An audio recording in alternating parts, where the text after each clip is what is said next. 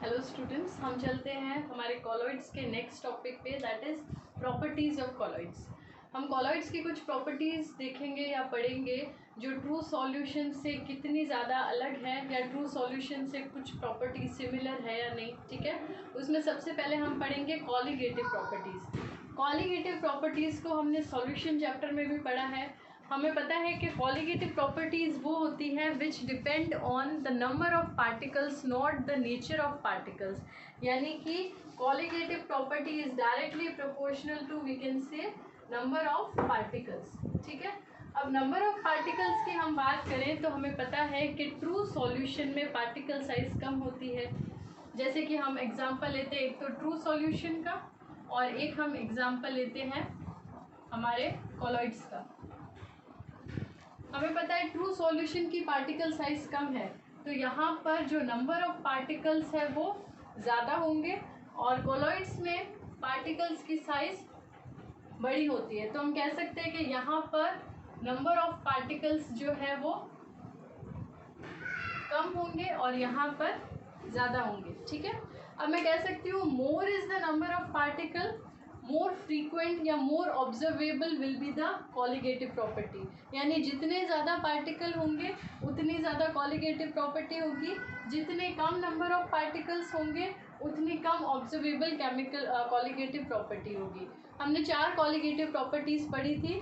दिमाग से थोड़ी सी धूल हटाओ और याद करो कि हमने पढ़ा था एक तो ऑस्मोटिक प्रेशर, ऑस्मोटिक प्रेशर के बाद हमने एक और पढ़ा था relative lowering in vapour pressure, relative lowering in vapour pressure. उसके बाद हमने पढ़ा था elevation in boiling point and सबसे last depression in freezing point. याद आ रहा है कुछ या भूल गए बच्चों? Depression in freezing point. तो ये जो चारों हमारे पास प्रॉपर्टीज़ है, ये चारों कौन सी प्रॉपर्टीज़ है? Colligative properties. तो अगर मैं कंपेयर करूं कि मेरे पास ट्रू सॉल्यूशन है और कॉलॉइडल सॉल्यूशन है, दोनों में ये चारों प्रॉपर्टीज़ किस में ज़्यादा होंगी? ऑब्वियसली जिसमें नंबर ऑफ पार्टिकल ज़्यादा है। अब नंबर ऑफ पार्टिकल्स किस में ज़्यादा है? ट्रू सॉल्यूशन में ज़्यादा है। क्यों ज़्यादा है? क्योंकि यहाँ पे पार्टिकल साइज कम है और पार्टिकल साइज कम है इसलिए नंबर ऑफ पार्टिकल ज़्यादा है। तो मैं कह सकती हूँ कि कॉलिगेटिव प्रॉपर्टीज़ जो हमारी है वो ट्रू सॉल्यूशन में ज़्यादा है इन कंपैरिजन टू हमारा कॉलॉइडल सॉल्यूशन। फाइन। हमारी जो नेक्स्ट प्रॉपर्टी हम पढ़ेंगे that is Tyndall effect. Tyndall effect का थोड़ा बहुत डिस्क्रिप्शन तुमने अर्लियर क्लासेस में भी पढ़ा होगा। अभी हम देखते हैं टिंडल इफेक्ट को थोड़ा सा ज़्यादा डिटेल में। अगर किसी होमोजीनियस मिक्सचर को या होमोजीनियस सॉल्यूशन को, अच्छा वो पढ़ने से पहले सबसे पहले ये देखो कि फैराडे ने ये मेन एक्सपेरिमेंट किया और उसके बाद में टिंडल ने कुछ और अपने इंस्ट्रूमेंट्स जोड़ के इसको फर्दर एक्सप्लेन किया। जे टिंडल उस साइंटिस्ट का पूरा नाम था, बट सब पूरा श्रेय पूरा क्रेडिट हम टिंडल को नहीं दे सकते क्योंकि पहले फैराडे ने भी इससे रिलेटेड कुछ डिस्कवरी की थी। ठीक है, तो उसने ये कहा कि अगर हम होमोजीनियस सॉल्यूशन ले, अब ध्यान देना बात पे, हम क्या कह रहे हैं? होमोजीनियस सॉल्यूशन मतलब कि जो यूनिफॉर्म डिस्ट्रीब्यूशन शो करता हो। ठीक है, अब होमोजीनियस सॉल्यूशन को अगर मैं डार्क में रखूँ तो ये जो पूरा सेटअप है इसको देख के हम बोलेंगे in the direction of light, यानी कि लाइट की डायरेक्शन में अगर मैं देखूँ इट अपीयर्स क्लियर। इट मतलब ये जो सॉल्यूशन है वो मुझे क्लियर विजिबल होगा। ठीक है, क्लियर मतलब एकदम transparent. At right angle, right angle मतलब यहाँ से अगर मैं इसको देखूँ तो इट अपीयर्स परफेक्टली डार्क। ठीक है, यानी कि अगर मैं लाइट की डायरेक्शन में उस सॉल्यूशन को देख रही हूँ तो वो क्लियर अपीयर होगा और अगर मैं राइट एंगल पे उसको देख रही हूँ तो वो डार्क अपीयर होगा। ये कैसी प्रॉपर्टी है? ये जो प्रॉपर्टी थी ये उस टाइम भी बहुत नई थी, एकदम नई नई इंट्रोड्यूस हुई थी। अब इसके पीछे क्या एक्सप्लेनेशन है वो फर्दर टिंडल ने क्या किया, क्योंकि हमें पता है कि कॉलॉइडल सॉल्यूशन कभी भी होमोजीनियस नहीं होता है, हमने ये पहले भी पढ़ा है। ठीक है, पूरी तरह से होमोजीनियस नहीं हो सकता वो। तो फाइन, तो हमारा जो कॉलॉइड है वो तो एक हेट्रोजीनियस सिस्टम है और ये जो शुरू में डिस्कवरी हुई वो किसके बारे में हुई? होमोजीनियस सिस्टम के बारे में। तो टिंडल ने बाद में क्या किया, अल्ट्रा माइक्रोस्कोप लेकर और प्योर कोलॉइडल सॉल्यूशन के ऊपर और स्टडी की, उसमें उसने कुछ और नई बातें देखी। ठीक है, अब उससे पहले हम इस एक्सपेरिमेंट को अच्छे से समझ लेते हैं। हमने यहाँ पर लिया एक लाइट सोर्स, यहाँ पर हमारा लेंस, ये हमारा कोलॉइडल सॉल्यूशन, और जैसे ही लाइट जो है वो इस सॉल्यूशन से पास होती है due to scattering of light. अब लाइट स्कैटर कौन कर रहा है, ऑब्वियसली कोलॉइडल पार्टिकल्स करेंगे। स्कैटरिंग करने की वजह से ये जो पाथ है ये ब्लूइश कलर का इल्यूमिनेशन दिखाता है। ठीक है, इस कोन को हम कहते हैं टिंडल कोन। और यहाँ पर ये जो स्टार शेप, जब उसने अल्ट्रा माइक्रोस्कोप से फर्दर स्टडी की तो उसने ये देखा है कि particles appear as stars on the dark background, यानी कि डार्क बैकग्राउंड पे कुछ स्टार्स की तरह पार्टिकल्स अपीयर हो रहे हैं। वो स्टार्स की तरह क्यों अपीयर हो रहे हैं, ड्यू टू स्कैटरिंग। किसकी स्कैटरिंग हो रही है, इस लाइट की स्कैटरिंग हो रही है, और स्कैटरिंग कौन कर रहा है, कोलॉइडल पार्टिकल्स कर रहे हैं। ठीक है, अब लाइट का हमें पता है, हम बोलते हैं E is to h nu for suppose light I colloidal particle के पास में। ठीक है, तुम बैठे हो अपने ध्यान में, कोई तुम्हें पीछे से आकर थप्पड़ मार के जाता है, तुम शांति से बैठोगे क्या, कोई शांति से नहीं बैठोगे, वापस रिएक्शन दोगे, या तो उसको गालियाँ दोगे या वापस 2 थप्पड़ सामने मारोगे। तो लाइट जो है शांति से, हमारा कोलॉइडल सॉल्यूशन बैठा था, लाइट आई यहाँ पे, इसे डिस्टर्ब किया तो इसने स्कैटरिंग करना शुरू किया। पहले तो लाइट को एब्जॉर्ब करेगा, एब्जॉर्ब करके हायर स्टेट में चले जाएंगे पार्टिकल्स। हायर स्टेट पे हमें पता है ज़्यादा देर तक एग्जिस्ट नहीं कर सकते, then it returns to normal और ग्राउंड लेवल, और वहाँ पे आके ये क्या करेंगे, एक स्कैटरिंग शो करेंगे, जिसकी वजह से ये जो पाथ है इसमें ब्लूइश इल्यूमिनेशन शो होगा, और जो पार्टिकल्स है it will appear as stars in the dark background. और ये जो कोन बन रहा है इसको हम क्या कहते हैं, टिंडल कोन। अब यहाँ पे बहुत एक इम्पॉर्टेंट पॉइंट लिखा है जो तुम्हें हर बुक में मिलेगा, let's understand this.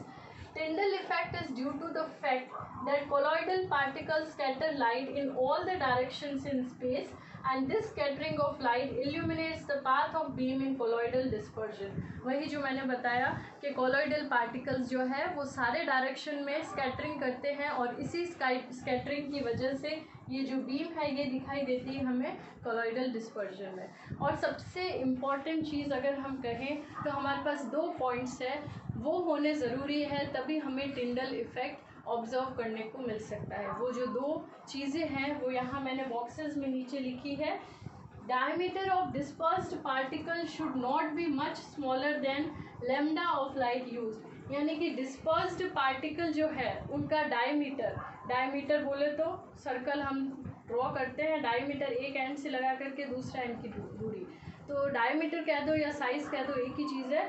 Size of the dispersed particle should not be much smaller, यानी वो जिस वेवलेंथ की हम लाइट यूज़ कर रहे हैं उससे बहुत ज़्यादा उसका जो साइज़ है डायमीटर की वो नहीं होनी चाहिए। अगर साइज़ बहुत ज़्यादा छोटी हुई तो हमें उस लेवल की स्कैटरिंग नहीं देखने को मिलेगी, और इन लास्ट हमें ये टिंडल इफेक्ट नहीं देखने को मिलेगा। ठीक है, दूसरी इंपॉर्टेंट चीज़ है रिफ्रैक्टिव इंडेक्स, किसके, डीपी एंड डीएम, यानी डिस्पर्स्ड फेज और डिस्पर्जन मीडियम। ये किसके डिस्पर्स्ड फेज और किसके डिस्पर्जन मीडियम, यही कोलॉइडल सॉल्यूशन जो हम यूज़ ले रहे हैं फॉर आवर एक्सपेरिमेंट। तो इनके refractive indices should differ greatly in magnitude, मतलब इनके रिफ्रैक्टिव इंडेक्स में बहुत ज़्यादा अंतर होना चाहिए। ठीक है, बहुत ज़्यादा अंतर होगा तभी हमें ये जो एक्सपेरिमेंट है या ये प्रॉपर्टी है ये ऑब्जर्वेबल होगी या देखने को मिलेगी, otherwise we can not observe the property of Tyndall effect. Fine, colour का मैंने जो पॉइंट्स लिखे हैं ये सारे इंपॉर्टेंट पॉइंट्स हैं, हम 1 बाय 1 इनको डिस्कस करेंगे। पहला पॉइंट डिपेंड्स ऑन लैम्डा, यानी कि wavelength of light scattered by dispersed particles, यानी कि कलर कैसा होगा कोलॉइडल पार्टिकल्स का वो कौन डिपेंड करेगा, depends on lambda of light, यानी कि वेवलेंथ जो होगी लाइट की उससे जो है वो कलर इफेक्ट होगा। क्यों, because depends on lambda of light scattered by dispersed particles, क्योंकि उस लाइट को कौन स्कैटर कर रहे हैं, डिस्पर्स्ड पार्टिकल्स स्कैटर कर रहे हैं। उसके बाद लैम्डा जो है अब वो किस पे डिपेंड कर रहा है, nature and size of particles. ठीक है, क्योंकि वेवलेंथ ऑफ लाइट आई उसको स्कैटर करने वाले तो कौन है, पार्टिकल्स है। ठीक है, तो हमारा कलर डिपेंड कर रहा है लैम्डा पे, और लैम्डा किस पे डिपेंड कर रहा है, nature and size of particles. ठीक है, उसके बाद colour depends on manner on which observer receives the light, यानी कि ऑब्जर्वर जो है वो लाइट को किस तरह से रिसीव कर रहा है उसमें भी कलर वेरिएशन हमको मिल सकते हैं। कैसे मिलेंगे? सबसे पहला अपन एग्जांपल लेते हैं, milk and water appears blue when viewed by reflected light, यानी कि रिफ्लेक्टेड लाइट और ट्रांसमिटेड लाइट ये सबको क्लियर है। जो लाइट रिफ्लेक्टेड पार्ट से अपन को मिलती है अगर उसमें अपन मिल्क और वाटर को ऑब्जर्व करें तो हमें किस तरह की लाइट या किस तरह का कलर दिखेगा? ब्लू, ठीक है। और अगर हम मिल्क और वाटर को ऑब्जर्व करें बाय ट्रांसमिटेड लाइट तो हमें कलर कैसा दिखेगा? रेड, ठीक है। तो यानी कि लाइट को रिसीव करने का अगर तरीका चेंज होगा तो हमें कॉलॉइडल पार्टिकल्स का जो कलर है वो भी चेंज्ड मिलेगा, ठीक है। उसके बाद हम लेते हैं सेकेंड एग्जाम्पल, इसमें अकॉर्डिंग टू साइज, यानी कि अगर गोल्ड के पार्टिकल की साइज़ में वेरिएशन है, साइज़ जैसे जैसे बढ़ेगी वैसे हमें जो कलर मिल रहा है, कलर हम देख पा रहे हैं वो भी चेंज होगा। जैसे जैसे बढ़ेगी हम देख सकते हैं red, purple, blue and golden, size जैसे जैसे मैक्सिमम होती जाएगी colour variation will be observed, ठीक है। उसके बाद आते हैं हमारी ब्राउनियन मूवमेंट। ब्राउनियन मूवमेंट को हम बहुत ही इम्पॉर्टेंट प्रॉपर्टी मानते हैं कॉलॉइड्स की। ये जो है वो जिगजैग मोशन है। जिगजैग मोशन मतलब इसका कोई पैटर्न नहीं होता, किसी भी डायरेक्शन में रैंडमली जब जिगजैग मोशन शो करते हैं पार्टिकल्स, ठीक है, उसको हम कहते हैं ब्राउनियन मूवमेंट। मैंने यहाँ पे एक छोटा सा टर्म लिखा है स्टरिंग इफेक्ट। स्टरिंग मतलब क्या होता है? हिलाना, ठीक है। गोल गोल गोल गोल अगर मैं रॉड से घुमा रही हूँ तो पार्टिकल्स जो है वो मूवमेंट में आ जाएंगे।